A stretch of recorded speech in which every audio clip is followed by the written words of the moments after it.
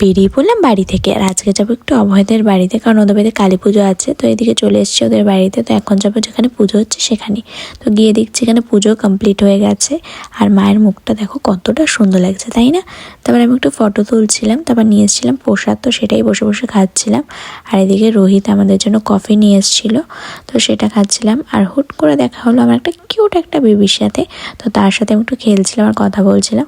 তারপর নিয়ে এসেছিলাম পকোড়া, তো সেটাই খাচ্ছিলাম বসে বসে। তারপর এখানে আমি একটু ডান্স করছিলাম। আর আমি কী গানে নাচ করছি তোমরা যদি বুঝতে পারো অবশ্যই জানিও।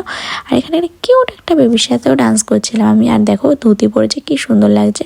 তারপর চলে গেলাম খাওয়া দাওয়া করতে। তারপর নিয়েছিলাম খিচুড়ি, ঘ্যাট দিয়েছিল, তো সেটা খেতে সত্যি ভীষণ ভালো ছিল। তারপর নিয়েছিলাম পাঁপড় আর চাটনি, যেহেতু আমি তো মিষ্টি খাই না, তো সেটাই খাচ্ছিলাম।